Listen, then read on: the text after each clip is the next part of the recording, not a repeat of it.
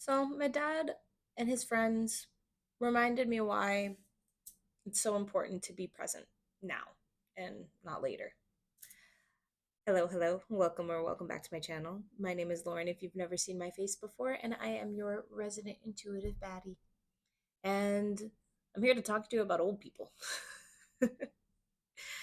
um, so that you get the gist of it. My dad had me pretty late. He he had me at like 56. All of my half siblings are 25 years older than me. Um, and honestly, I feel like the fact that he had me late is part of the reason why I'm such an old soul.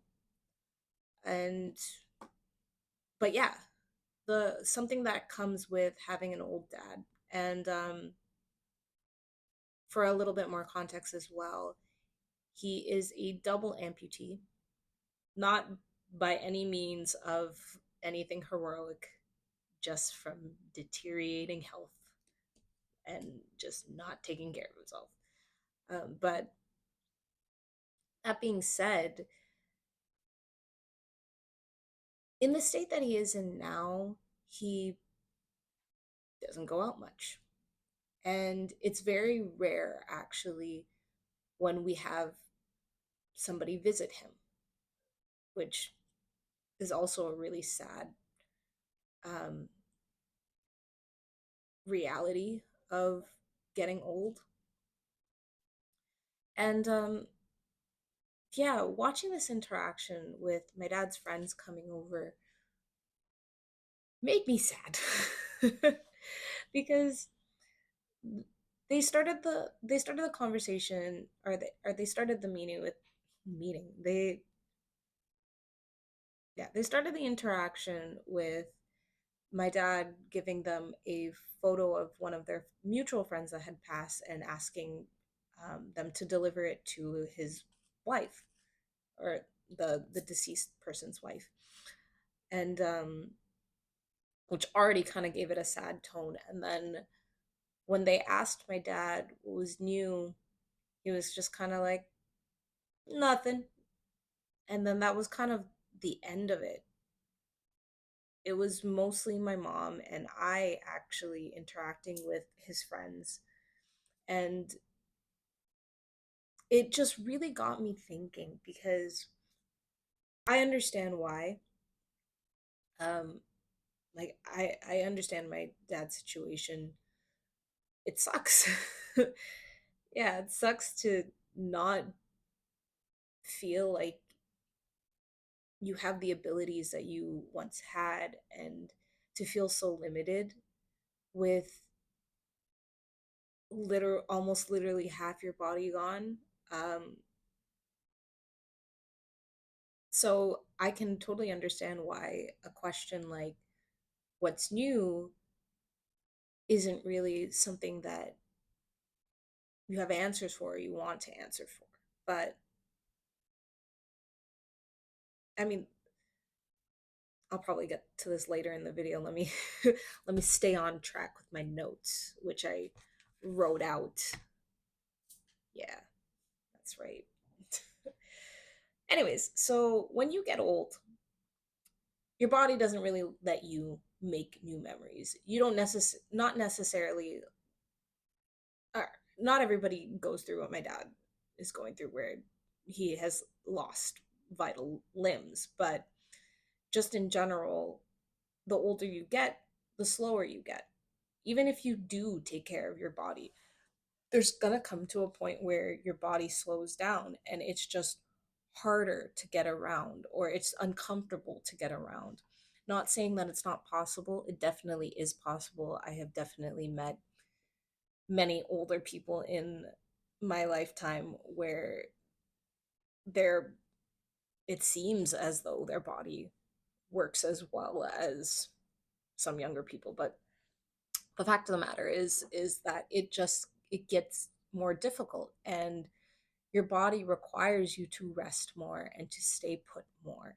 So when that happens, when you're not really able to make as many memories physically, what it allows for is especially when you're maintaining friendships, is running on the memories that you did make and being able to tell those stories. I feel like, ooh, why am I getting cold all of a sudden? I've done a couple readings and I'm only feeling cold now, so I guess there's something there because I'm like shivering a little bit. I might actually just put this sweater on. But okay, my notes my notes say um, memory becomes the currency of connection because whatever you did in your younger years becomes the topic of conversation or is what you can draw on in your later years. And with friendships specifically, that is what most I feel like older friends do is they look back on the times that you were younger and what you guys did when you were younger. You know, like, did you remember this or blah, blah, blah, blah, blah. But the thing with that is that you have to be present while you're making those memories. And kind of what that interaction left me with, especially after they left, was just, at least for myself, I don't want to be remembered as miserable. Because I think what I started thinking about after they left was just like, wow, if my dad had gone the next day, that would have been their last memory of him is just kind of miserable. And I don't think many people think about that when they interact with others, you know, like how people are going to remember them. I think a lot of us think about how we're being perceived in the moment, and typically that's just a reflection of how we're perceiving ourselves, right? But in terms of like a legacy or just leaving behind something, I personally hope that one of the things that I leave behind is that as my positive spirit and just like my ability to make the best out of most situations and just be really happy. And it's interesting because I I ran into somebody from middle school a week or two ago, and she had said that the one thing she could remember about me was that I was always smiling, which I find so funny because there were times in my life where even though I was smiling on the outside, like it was pretty bleak on the inside. But I do think there's something commemorable about the fact that a lot of people hold my smile in their memory. Okay. That was kind of a tangent though. But yeah, getting old is really just being like death follows you the older you get. Like by the grace of God, anybody who has the privilege of living long pretty much has to deal with that thought of it's a paradox because it's like either you keep making it like you keep living you keep outliving people or you're next. That's kind of where the thought goes at some point. Like I think around when I was 10 or so, it just I've been to a lot of funerals is what I was going to say. I've been around quite a lot of death because again, my dad's older, so he's had quite a few friends pass. And Me and my ex used to talk about this because his grandmother's pretty old as well, so it was a similar thing where it's like we're just like, damn, bruh, y'all be outliving everyone, but that's kind of sad because it's like you have to say goodbye to people, and then you just wonder if you're next, and it's like nature's Squid Game. To be honest with you, when I was writing this out, that's the image that I got is just, um, in Squid Game when like the total amount of players is just dwindling down. It's that is life for older people, is that like the longer you live, it's just like who's going to be next. And it's sometimes it's not even old people, it's like you'll have some older people that will outlive their kids or outlive like somebody in their family that's younger than them because of unexpected life things, and it's just like you just never know. But I think the sentiment I'm trying to really drive home is just the fact that like there comes a point where outliving people or just like continuing to live in general is kind of plagued by sadness.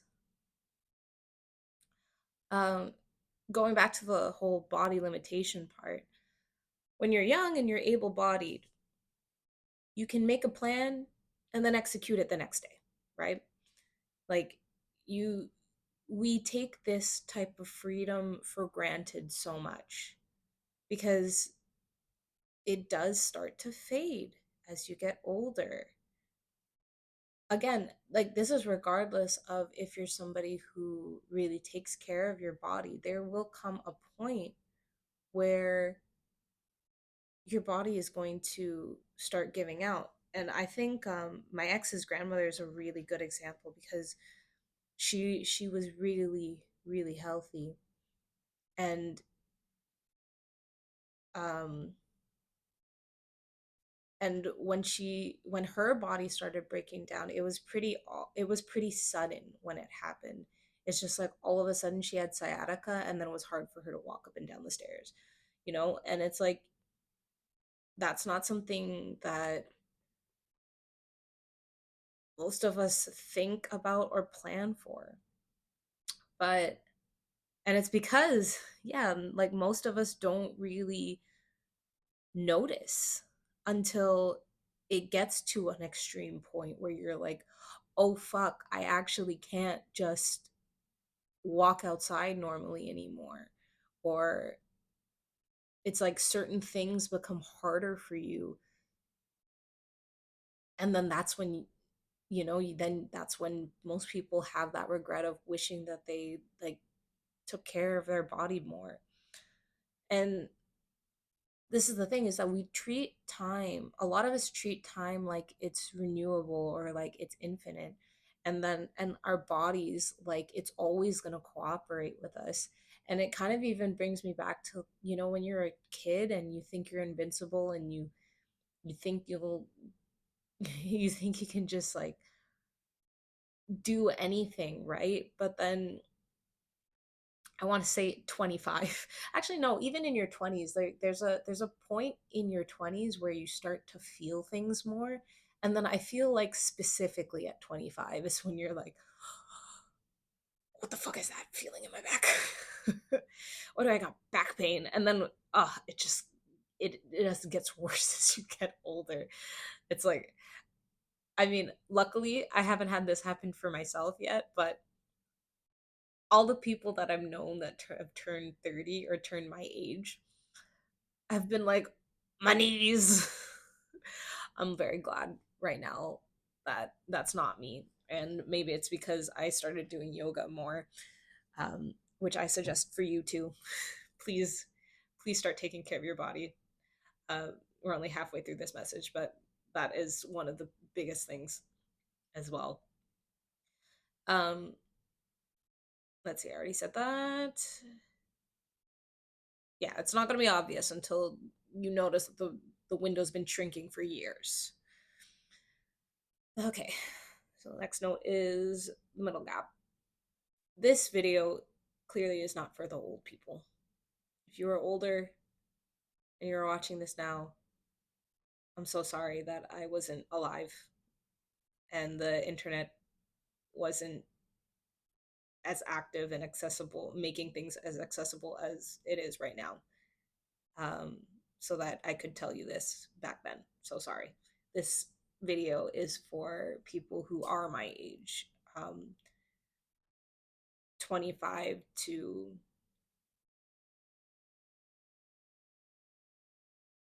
40, 50, maybe 60.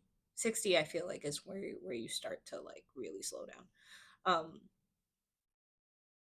But it's in that middle age where these habits are set. And if you think about if you think about making memories like currency, right? The deposits that you make now, your future self will get to draw on when they're old. So basically, what you do or don't do now is what your future self has to work with. The more you do now, the more you can talk about later. And, it's so interesting because I feel like you can really tell who's lived life.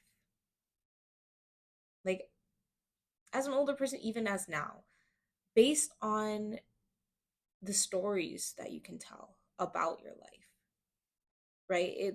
Like, honestly, I believe that everybody leads an interesting life. It's just that most of us don't do it consciously, and that's why we don't remember what the fuck happened. Um, okay, so there's this book that I read last year. It's one of my favorite books. It's called The Five Regrets of the Dying by Bronnie Ware. I think that's her last name. Yeah, I think it's Ware. Um, yeah, there's five regrets, but I'm only gonna pull on three for this one because only three are relevant. You can look up the book if you are really interested. I recommend it because it for me it was a very, very eye-opening and life-changing book. But um one of them is the the regret or regretting not having the courage to live a life that's true to themselves aside, as opposed to what people expected of them. The second one is that relates to this video is staying in touch with friends. And the third one is wishing that they let themselves be happier. So again, this book was I read it last year around when I was somewhere in the beginning of the separation, because a part of what helped drive that decision for me or solidify that decision for me rather was that book. And because basically this book, uh Bronnie is a lady who ended up working in hospice. And it's very the book is very interesting because she kind of fell into it just kind of by being a free spirit.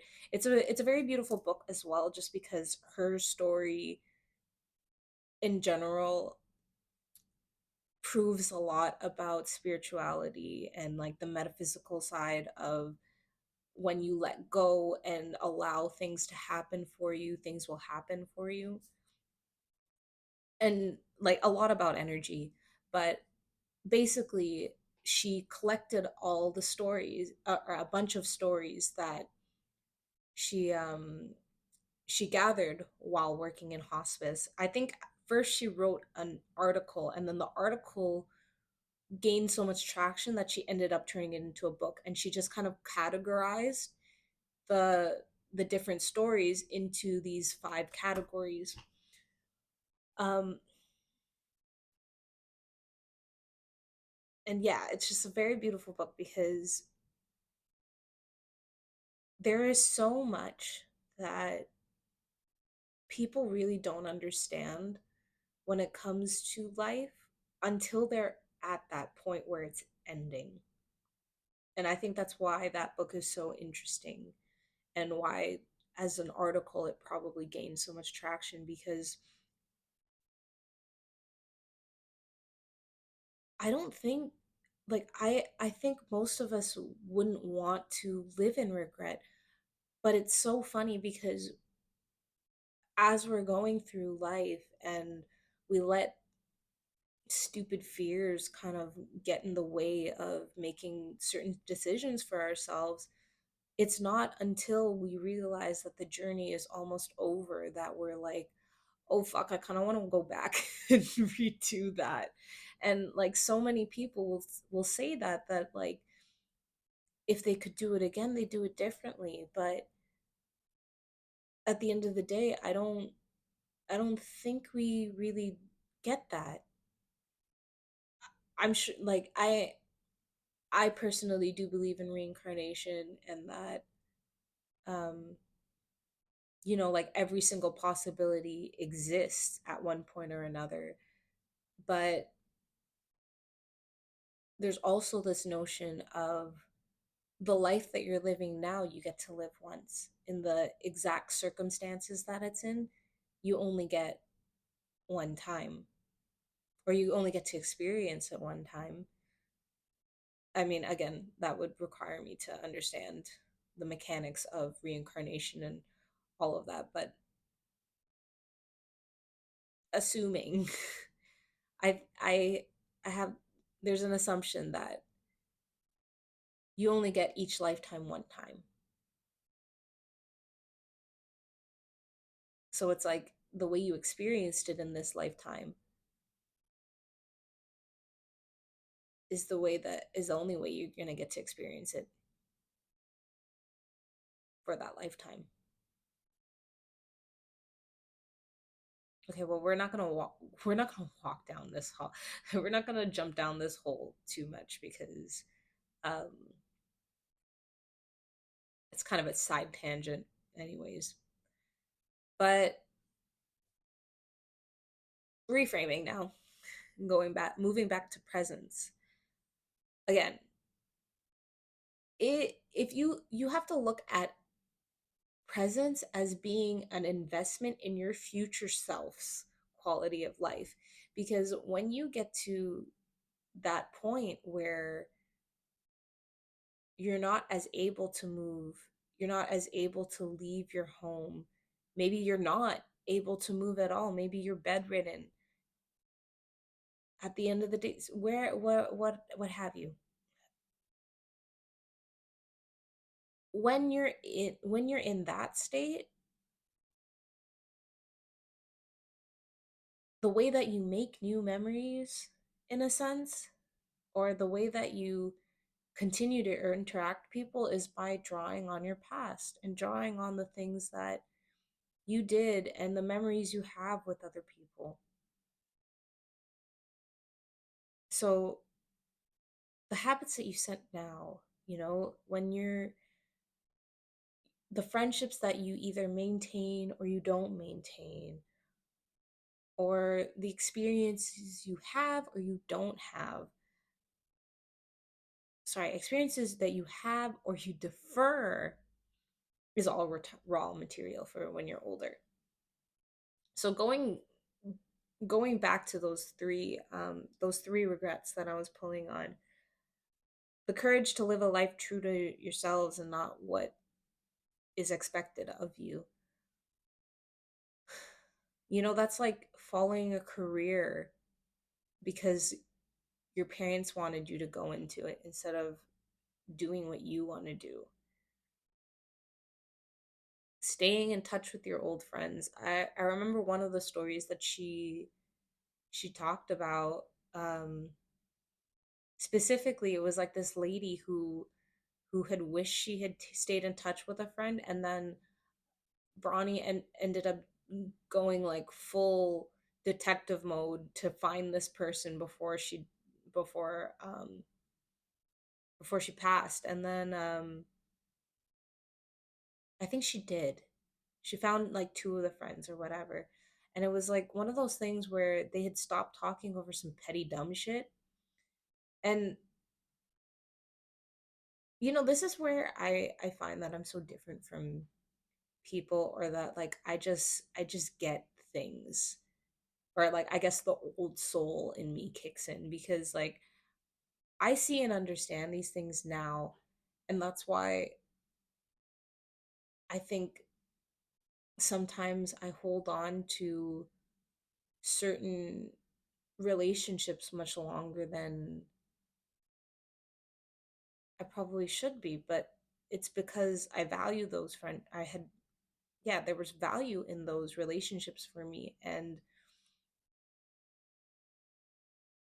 I don't think petty dumb shit should get in the way of that. But I'm also learning that sometimes people just fall out of your life, and it makes space for you to learn to meet new people.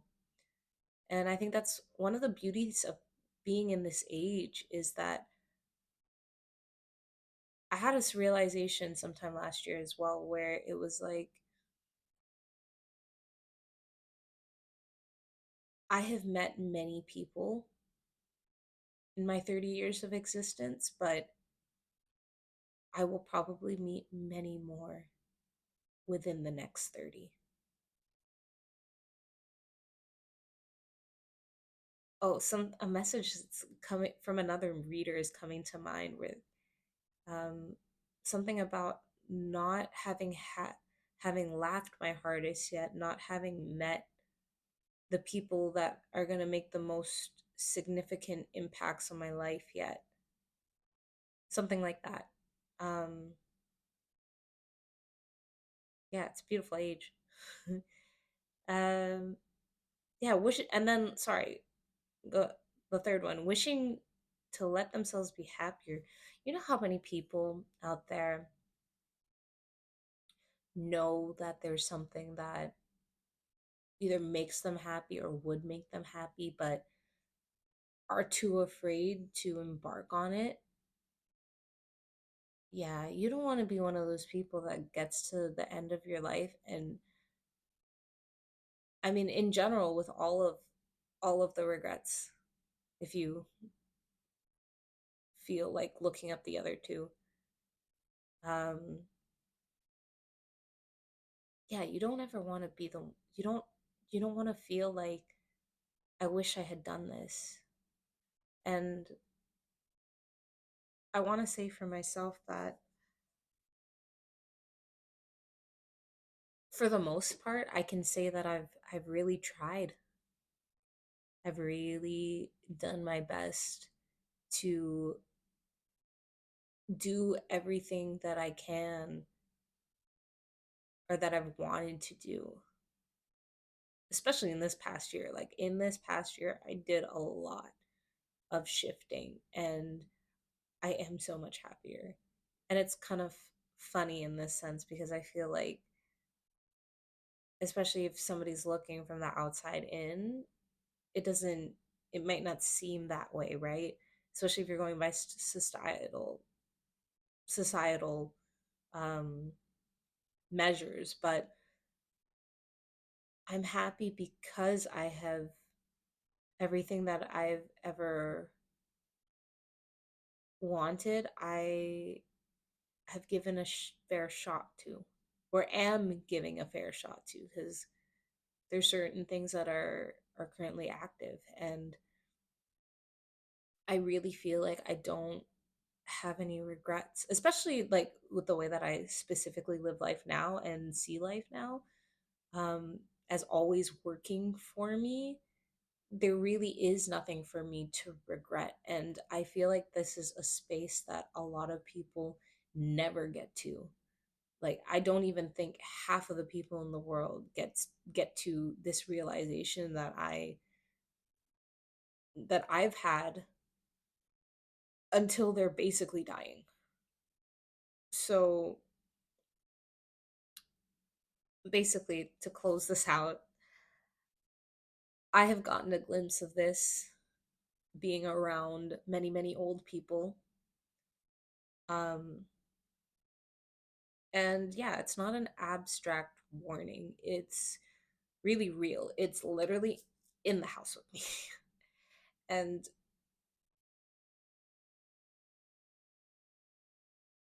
oh, this is a kind of vulnerable share here, but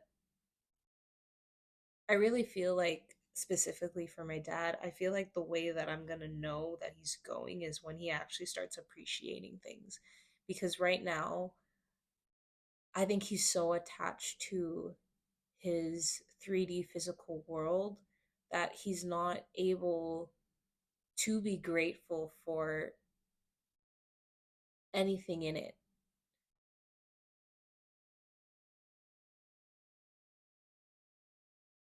So while you are not old or missing any limbs,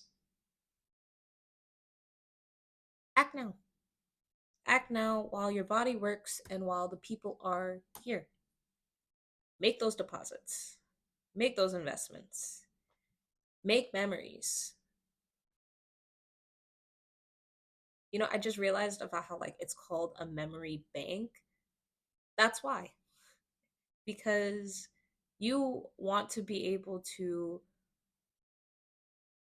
draw out good memories when you get older. And you can only have good memories if you make them.